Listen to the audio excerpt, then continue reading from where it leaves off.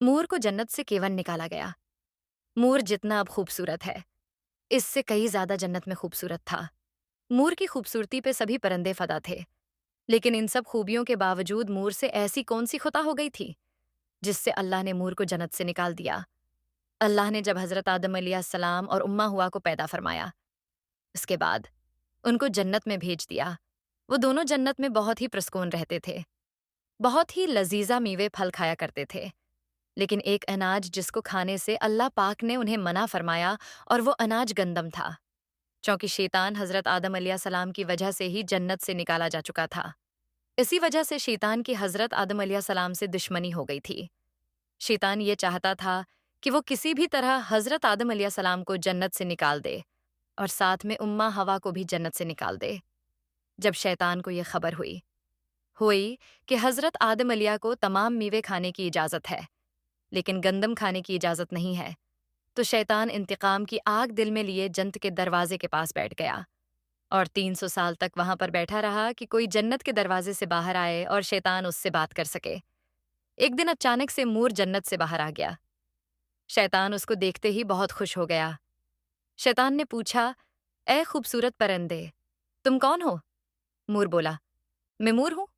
اب تم اپنا تعارف کرواؤ۔ شیطان نے جواب دیا کہ میں عالم قروبیہ کا ایک فرشتہ ہوں، میں اللہ پاک کی عبادت سے ایک پل بھی غافل نہیں ہوں، میں چاہتا ہوں کہ میں جنت میں جاؤں، وہاں کی نعمتوں کا اپنی آنکھوں سے مشاہدہ کروں۔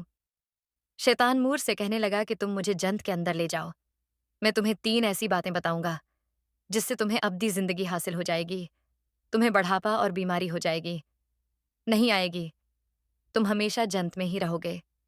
شیطان کی یہ باتیں سن کر لالچ میں آ کر مور نے کہا کہ مجھ میں تو اتنی طاقت نہیں ہے کہ میں تمہیں جنت کے اندر لے جاؤں، لیکن ایک سانپ میرا دوست ہے، وہ شاید تمہاری مدد سکے۔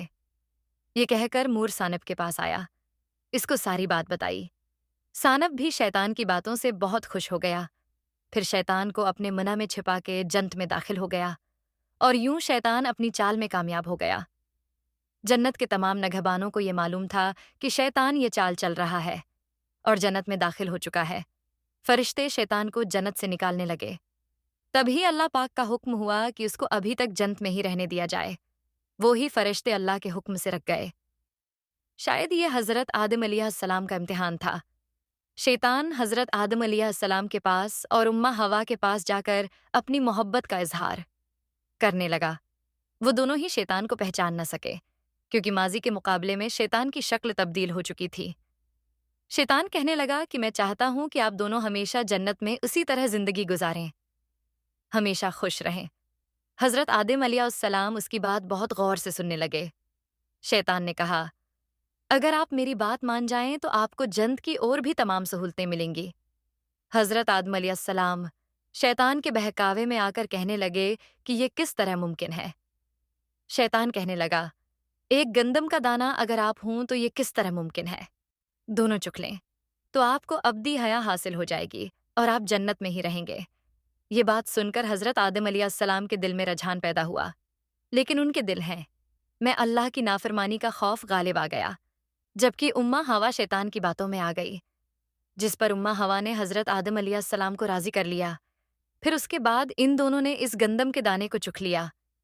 جیسے ہی گندم کا دانہ ان کے اندر گیا تو دونوں کے ستر واضح ہو گئے، جس کے بعد دونوں اپنے اپنے ستر چھپانے لگے اور خوف خدا سے کانپنے لگے۔ اسی دوران اللہ نے فرشتوں کو یہ حکم دیا کہ حضرت آدم علیہ السلام اور اماں ہوا دونوں کو زمین پر اتار دو۔ سری لنکا کے قریب نیچے زمین پہ بھیج دیا، جبکہ اماں ہوا کو جدہ کی سرزمین پر اتارا گیا، جن خوبصورت پیروں سے چل کر مور شیطان کو جنت کے اندر لے کر آیا تھا۔ وہی خوبصورت پاؤں اللہ پاک نے مور سے لے لیے۔ سانپ جو اپنے منہ میں شیطان کو چھپا کر لایا تھا، اس کے منہ کی خوبصورت خوشبو کو چھین کر اس میں زہر ڈال دیا گیا۔ پھر مور کے ساتھ 7 سانپ کو بھی جنت سے نکال دیا گیا